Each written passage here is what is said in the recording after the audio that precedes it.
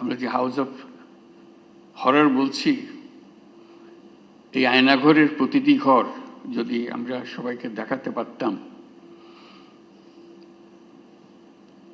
জাতি বুঝতে পারত 16 বছর ধরে কি কাণ্ডটা হয়েছে।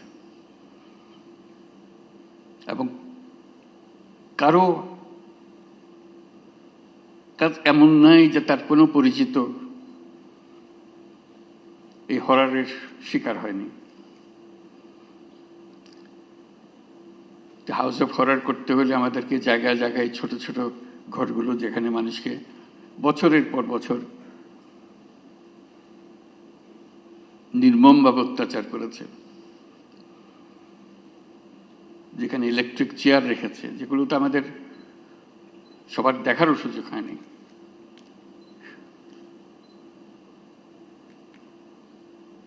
সেই কাহিনীগুলো মিলে আমরা আমাদের এই বাংলাদেশ এখন, আমাদের সার্বিক প্রচেষ্টা, এটার থেকে যদি আমরা শিক্ষা পাই, যে দেশটা আমরা গড়তে চাই, এটা মুখের ভাষার একতা না, যেটা বললাম বলে গেলাম ওরকম না, গভীরভাবে যেখানে আসবে, আমাদের তরুণরা শিখে আসবে, এই দেশ একেবারে নতুন করে বানিয়ে আনতে হবে। এটা উপরই একটা প্রলেপ দেওয়ার পরিবর্তন না, গভীরতম ভাবে পরিবর্তন।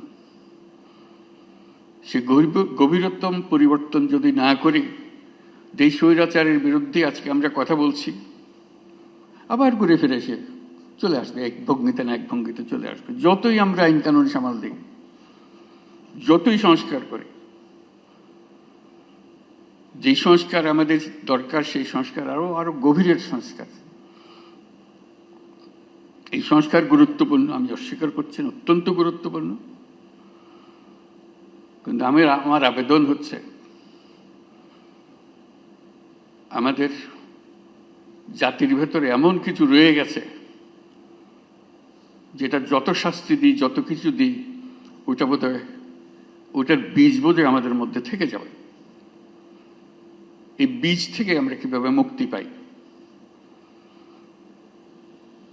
এটি আজকের জানার বিষয়, আমাদের চ্যালেঞ্জের বিষয়। এটা কয়েকটা কাগজের সংস্কার না, এটা মনের গভীরতর জায়গার সংস্কার। মানুষ হিসেবে আমাদেরকে নিজেদের কাছে পরিচিত করা, যে আমরা মানুষ বলতে আমরা নিজেদের কি বুঝাই, সেটা করা। আজকের এই জুলাইয়ের যে শিক্ষা, সেই শিক্ষাটা হবে আমরা সেভাবে নিজের থেকে আবার, এটা আমাদের ভেতরে আছে, আমাদের যে নাই তা না, কিন্তু এটা গভীরে ঢুকে গেছে, এটার থেকে বের করতে পারতেছে না। আমরা যেন সেটাকে আবার নতুনভাবে আমাদেরকে আবিষ্কার করতে পারি, তাহলে জাতি হিসেবে আমরা পুনর্জন্ম লাভ করব। জুলাই আমাদের পুনর্জন্মের মাস।